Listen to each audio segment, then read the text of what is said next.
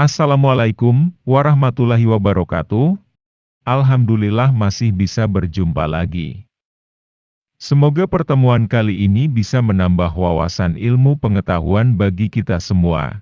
Namun, sebelumnya bila saudara-saudara sekalian suka dengan sejarah-sejarah Islam, mohon kiranya menekan like, subscribe untuk menantikan notifikasi video baru dari Arona Vision.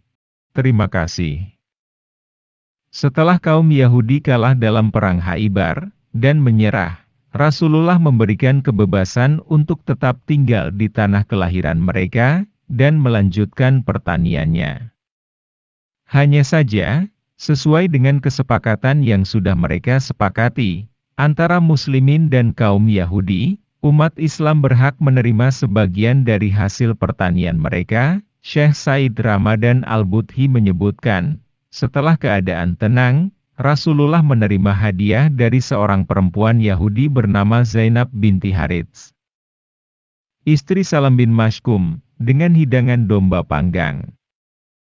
Namun sebelum hidangan itu diberikan kepadanya, Zainab bertanya kepada para sahabat tentang bagian mana dari daging domba yang paling disukai Rasulullah. Para sahabat tentu sangat tahu, yaitu paha bagian depan. Kemudian, Zainab menyiapkan paha domba tersebut untuk dihidangkan kepadanya. Hanya saja, wanita Yahudi yang sangat licik itu mencampuri semua makanan dengan racun. Bahkan, bagian Rasulullah ia campur dengan campuran racun yang lebih banyak dari lainnya. Makanan beracun yang dihadiahkan kepada Rasulullah merupakan cara balas dendam yang dilakukan oleh Zainab untuk membunuh Rasulullah dan para sahabat, setelah suaminya terbunuh dalam perang Khaibar. Zainab tidak memiliki cara lain untuk membunuh Rasulullah selain dengan cara memberi makanan beracun. Rasulullah duduk berdampingan dengan sahabat Bashar bin Barra bin Marur, ketika makanan itu dihidangkan kepadanya dan para sahabat. Setelah semua makanan sudah siap untuk dimakan, Rasulullah mengambil paha depan domba yang sudah dipanggang itu dan memasukkan sebagian dagingnya ke dalam mulut Rasulullah, akan tetapi tidak langsung menelannya. Di saat yang bersamaan, Bashar bin Barra justru langsung memakan daging yang dicampur dengan racun tersebut. Saat itulah Rasulullah menampakkan mukjizatnya.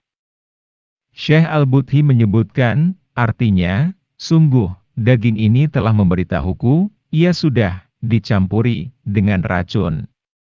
Hal ini tentu tidak lepas dari penjagaan Allah secara langsung kepada Rasulnya.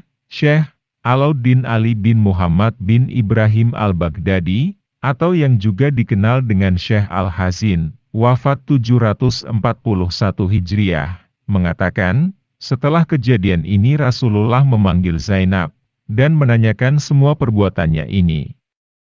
Perempuan Yahudi itu pun mengakui perbuatan jahatnya.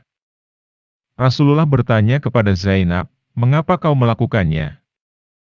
Zainab menjawab, "Zainab berkata, telah sampai dari kaumku segala hal tentang dirimu. Maka aku berkata kepada mereka, jika memang dia, Rasulullah, seorang raja, dia pasti mati dengan makanan yang beracun itu.